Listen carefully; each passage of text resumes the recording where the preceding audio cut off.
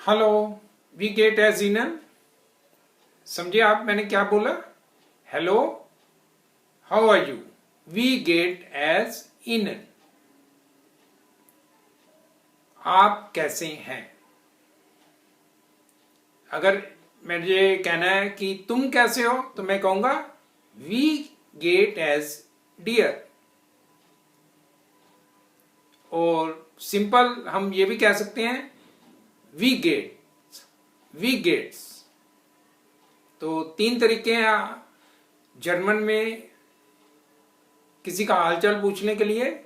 We गेट एज इनन, वी गेट एज डियर, वी गेट्स।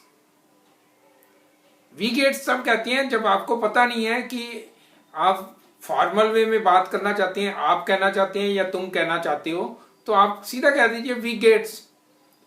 और जब आपको पता है कि आपसे कोई बड़ा है, आपको फॉर्मल बात करनी है, तब आप कहिए वी गेट एज इन।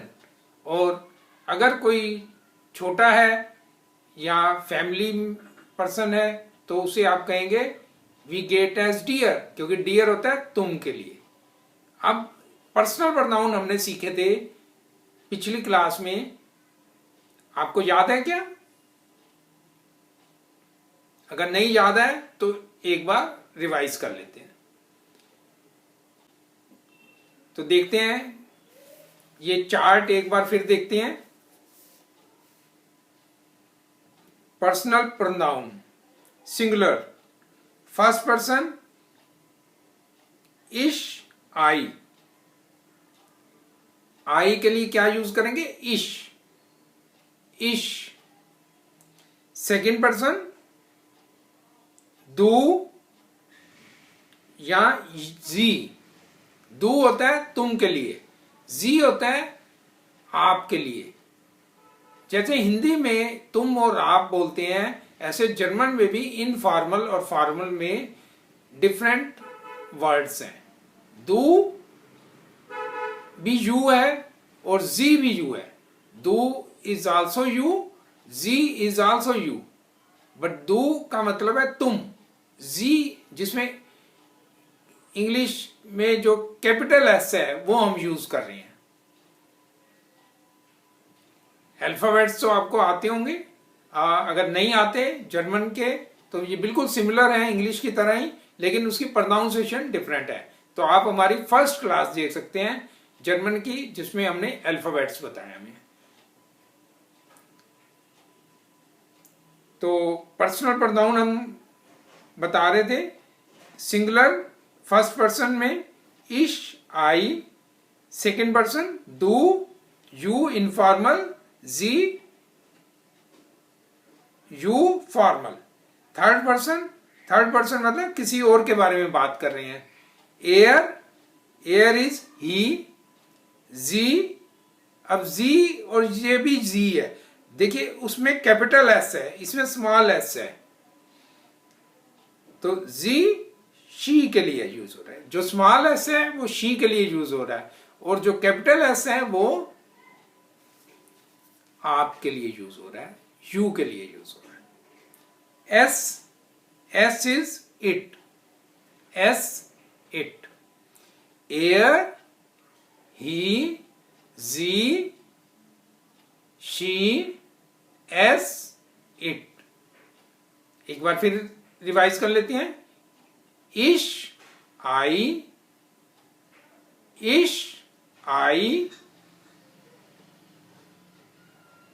दू यू, जी कैपिटल एस वाला, यू फॉर्मल मतलब आपके लिए, और एयर, ही, जी, शी, एस, इट। याद हो गए? एक बार फिर देखिए। इश आई, दू यू, जी यू, एयर, ही, जी, शी, एस, इट। अब प्लूरल प्रोनाउंस में कैसे करेंगे? फर्स्ट पर्सन में, फर्स्ट पर्सन होता है हम अपने बारे में बात कर रहे हैं। सेकंड पर्सन मतलब सामने वाले के बारे में बात कर रहे हैं। थर्ड पर्सन मतलब किसी और के बारे में बात कर रहे हैं। तो प्लूरल फर्स्ट पर्सन वियर वी, यानी हम, वियर वी। सेकंड पर्सन ईयर, ईयर यू, इनफॉर्मल। जब ज्यादा लोग हैं जिनके बारे में बात कर रहे हैं तो ईयर, ईयर मीन्स IHR, तुम सब। ईयर होगा तुम सब। ये कैपिटल नहीं है, ये आई स्मॉल है। जी में एस कैपिटल है।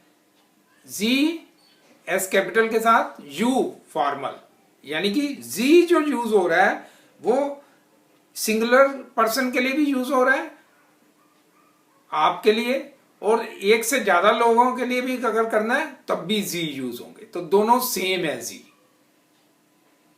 थर्ड पर्सन में जी दे। अब जी, वो जी जो यूज किया था आपने शी के लिए वही जी है, लेकिन ये जी का मतलब है दे, वे। थोड़ा कंफ्यूजिंग लगा आपको? शुरू में लगेगा, हमें भी लगता था जब हमने जर्मन सीखनी शुरू की थी, तो हमें भी बड़ा कंफ्यूजिंग लगता था कि एक ही वर्ड है जी, वो शी के लिए भी यूज हो रहा है, वही जी दे के लिए भी यूज हो रहा है, और वही जी यू के लिए भी यूज हो रहा है। लेकिन आप धीरे धीरे सब सीख जाएंगे जब प्रैक्टिस होगी। तो प्लूरल को एक बार फिर रिवाइज कर लेते हैं। वियर वी, ईयर यू इनफॉर्मल, जी यू फॉर्मल, जी दे।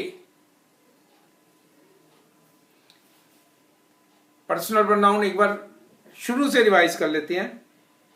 इश, आई, दू, यू इनफॉर्मल, जी यू फॉर्मल, एयर ही, जी शी, एस इट, वियर वी, ईयर यू इनफॉर्मल, जी यू फॉर्मल, जी दे।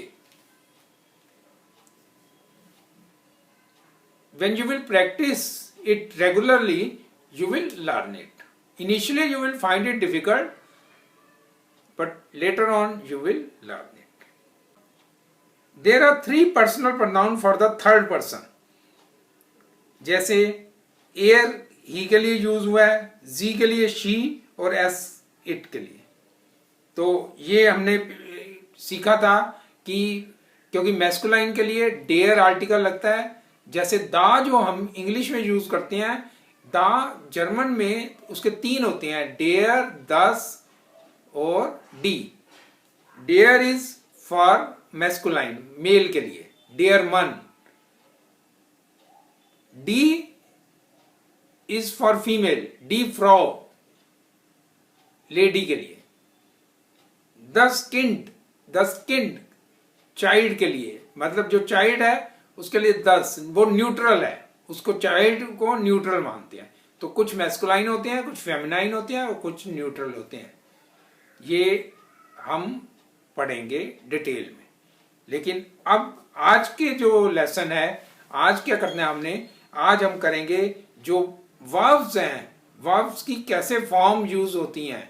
जैसे हिंदी में कहते हैं मैं खाता हूं, वे खाते हैं, वह खाती है, तुम खाते हो, वो खाते हैं। तो कहीं खाते हैं लगा रहे हैं, कहीं खाती हैं, कहीं खाता है लगा रहे हैं। रहने का, वह रहता है, तुम रहते हो, मैं रहता हूं, वे रहते हैं, तो रहता, रहते, रहती, ये सारे यूज होते हैं। इसी तरह जर्मन में भी वर्ब्स की फॉर्म यूज होती है। इंग्लिश में ऐसा नहीं है, इंग्लिश में सिर्फ 3 ही फॉर्म होती हैं। जैसे आप कहते हैं राइट, रोट, रिटन। राइट की first form, wrote second form, written third form. और कुछ जगह आप फोर्थ फॉर्म भी कोई यूज करते हैं, जैसे राइटिंग ले लिया, ING लगा दिया। लेकिन इसमें जर्मन में बहुत सारी फॉर्म्स होती हैं, कई फॉर्म्स होती हैं जो आपको याद करनी पड़ेगी। सिर्फ 3 या 4 फॉर्म नहीं है, अलग अलग हैं। जैसे संस्कृत में रूप याद करते थे, देव के रूप याद कर लिए, लता के रूप याद कर लिए, पूरे पूरे आप टेबल जो होता था उसको याद करते थे, ऐसे इसमें भी आपको करना पड़ेगा। तो पहले वॉर्नन, वॉर्नन एक वर्ब होता है जिसका मतलब है टू लिव। वॉर्नन, वॉर्नन जर्मन में वॉर्नन मीन्स टू लिव। क्या इसमें फॉर्म्स लगेंगी? इश वॉर्ने, इश वॉर्ने, दू वॉन्स्ट, एयर जी एस वॉन्ट। इश वॉर्ने, दू वॉन्स्ट, दू वॉन्स्ट, जी वॉर्नन, एयर जी एस वॉन्ट। एक बार दोबारा से मैं कर देता हूं।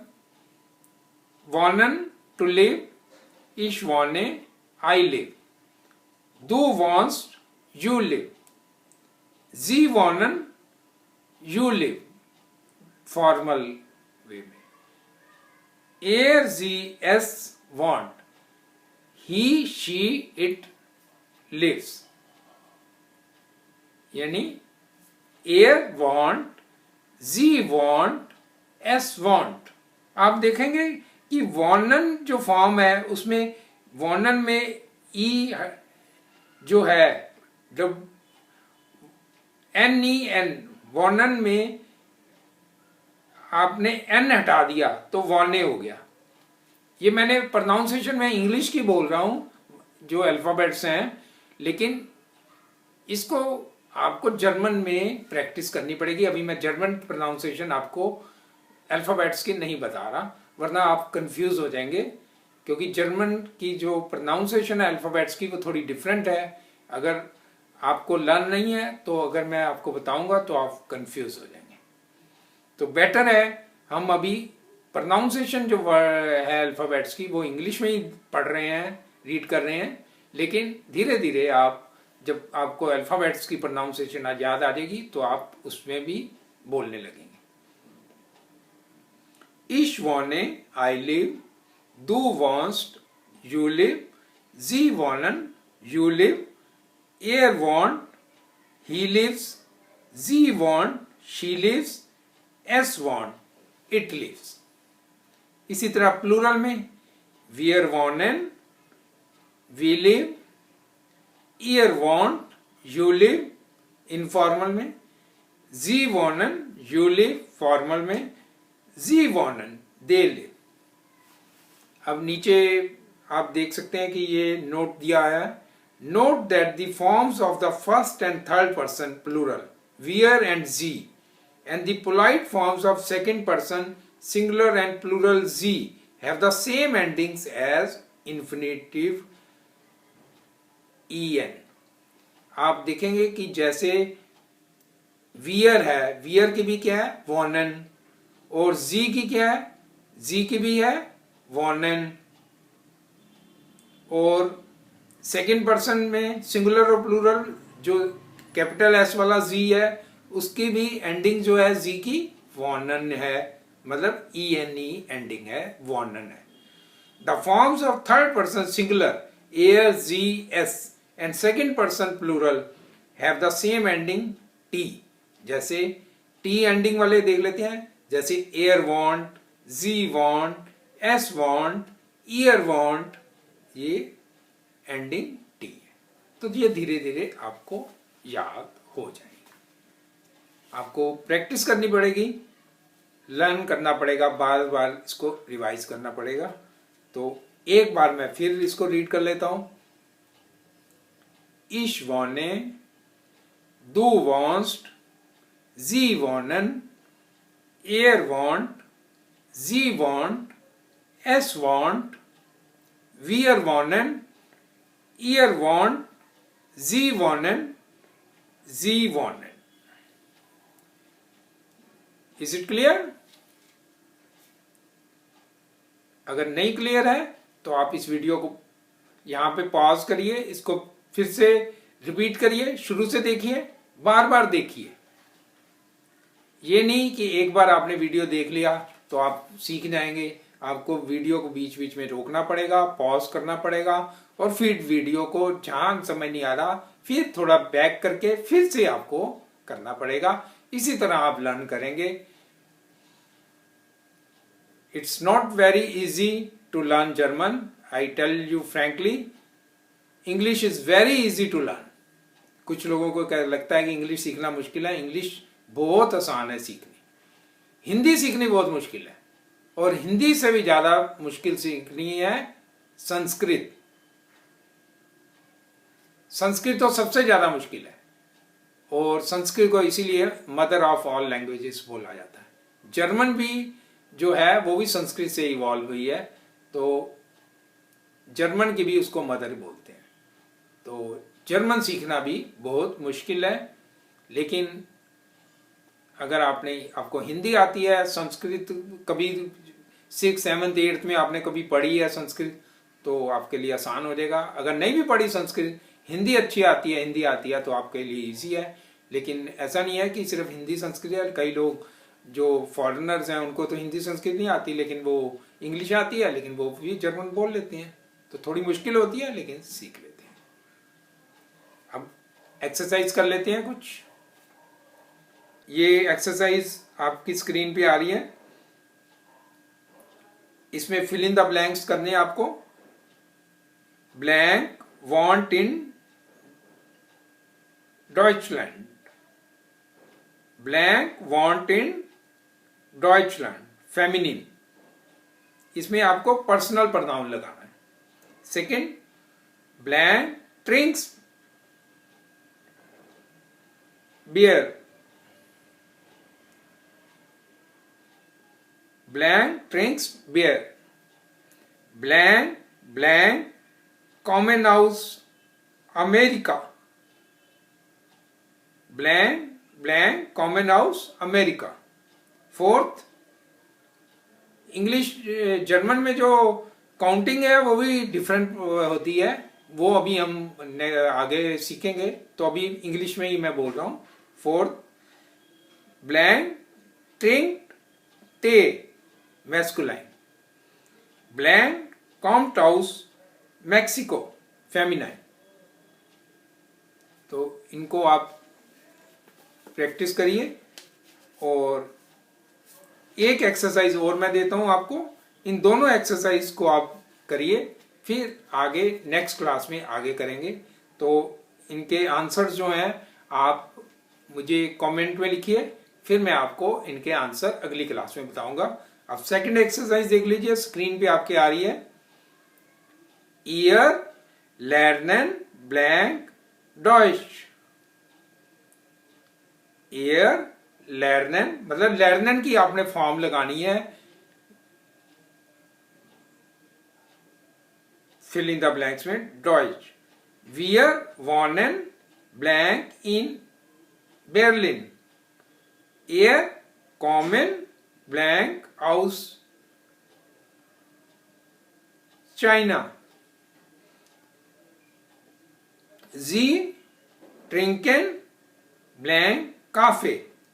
यूकी, ये मतलब यूकी, ये जी जो है यूकी के लिए यूज हुआ है। इश लर्ने ब्लैंक फ्रांसिस। इश लर्ने, लर्नन की फॉर्म लगानी है, ब्लैंक फ्रांसिस। फ्रांसिस होता है फ्रेंच। तो ये एक्सरसाइज है, 2 एक्सरसाइज मैंने आपको दी है। फिल इन द ब्लैंक्स, इसको आप कंप्लीट करिए, कमेंट में लिखिए, और then I will let you know कि आपके आंसर सही हैं या नहीं है। और अगली क्लास में हम आगे कंटिन्यू करेंगे इसी लेसन को। चुश, बाय।